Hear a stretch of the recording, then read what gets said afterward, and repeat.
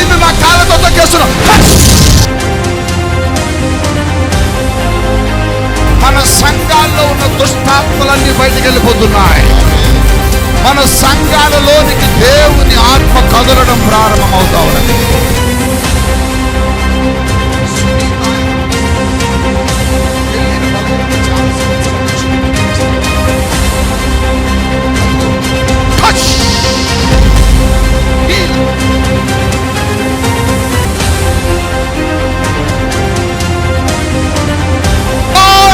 చేపలు పొందుకోవడానికి కారణం ఏంటంటే పేతురు ఇచ్చిన వస్తువు ద్వారా దేవుడు తన సువార్తను ప్రకటించాడు.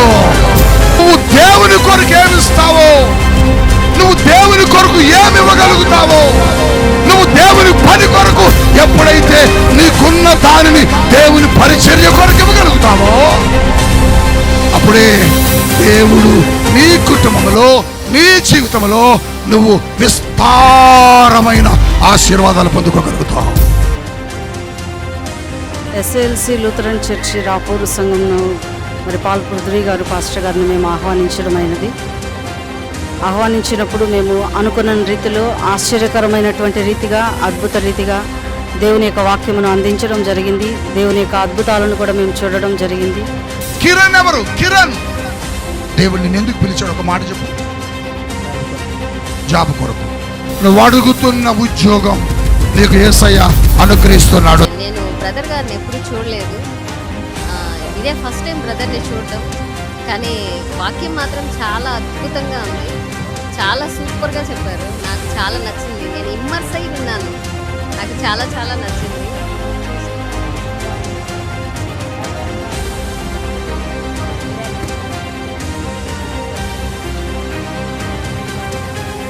అసలు సేవకులు ఎలా ఉండాలి, తర్వాత విశ్వాసులు సంఘం విడిచిపోతే ఏ విధంగా ఉంటారు, సేవకుని మాట వినకపోతే ఎలాగుంటారు, వాళ్ళందరి గురించి సేవకుడు చెప్తే మరి విశ్వాసులందరూ కూడా బయట కూడా మాతో మాట్లాడటం జరిగింది.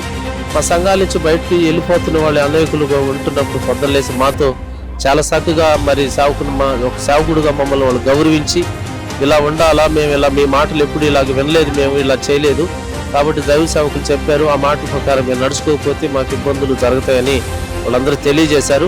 మరి చక్కటి మరి సాక్ష్యాన్ని కూడా మాకు చేయబడింది. రీసెంట్గా మా అక్కకి బాబు పుట్టాడు.